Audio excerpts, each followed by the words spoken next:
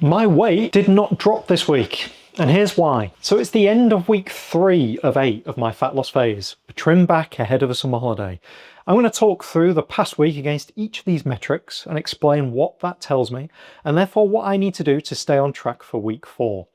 And this week, my weight hasn't dropped. It stayed exactly the same. So I started the week at 77.3, and I've ended the week at 77.3. And I'm going to come back to this, but for context, against the goal of 2,300 calories, I averaged 2,358. Protein, against a goal of 170 grams per day, I averaged 170 grams again. So the protein is there, perfectly fine. For steps, against a target of 12,000, I averaged 13,660. Now I know I did more than that because on Saturday morning I was out in the garden and I wasn't wearing my watch. So I know I've done more, but we're only going on what has been recorded for the purposes of this journey. So when I look at this, what does that tell me? Well, there's two parts to this. The first and primary reason is that over the course of these first 3 weeks, my body has started to adapt to this reduced intake.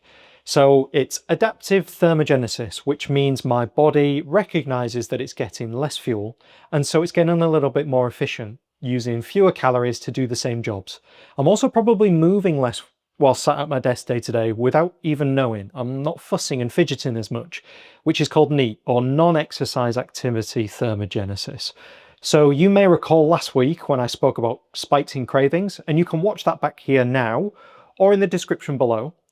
And this is the first sign of those symptoms. So my body last week was saying, I'm not happy, I'm used to more calories. And now this week it's saying, okay, there's a reduced number of calories coming in. I need to still work to the same level, just be a little bit more efficient with the food that I am getting in. And the second thing is that despite hitting 13,660 steps, I've averaged 58 calories over my allowance, which means across the week, I've consumed an extra 406 calories.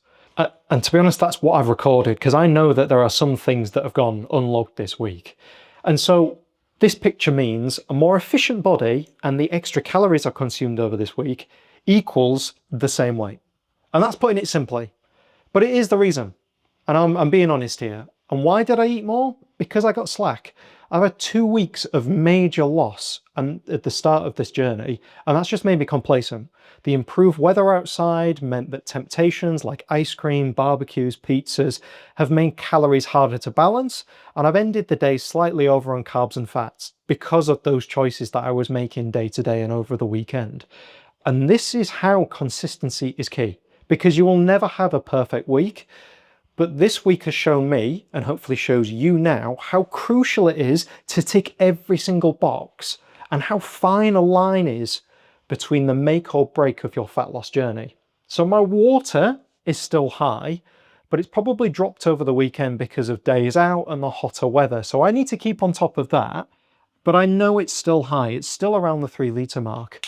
And as for sleep, against a goal of 6 to 8 hours, I averaged 6 hours 50 this past week. So it's a little bit less than the 7 hours average that I've had the past couple of weeks. And I know that my sleep need has actually increased. So according to our watch again, I've gone from needing around about 8 hours 15 to around 8.5 hours. So I'm not too concerned with sleep and water at this point in time because I know where my area is that I need to address. So what does this all tell me? Well, to be honest, it's a little bit of a nudge and a look in the mirror for me to just refocus and remember the goal. So I'm now entering week 4 and the half weight mark. I'm 2 kilos down and I'm just scraping the goal of that 75 kilo based on the timescales I've got left. There is a week of good weather coming and I would rather move more than eat less because it doesn't make sense for me to cut food when cravings have already been high and I've had challenges hitting that 2,300. So this week, it's going to be 2,300 calories, 170 grams of protein, but with steps, instead of 12,000, I'm now going to increase that to 15,000. Water will continue at 3 litres, and then sleep, again, is going to stay between that 6 to 8 hour mark. So those extra 3,000 steps and a little bit more accuracy in my tracking is what will get me back on track. And that's week 3.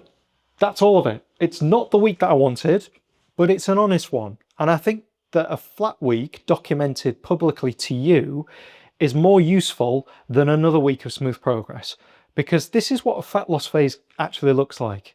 It's not linear, it never is. The difference between people who get the result and the people who don't isn't the good weeks.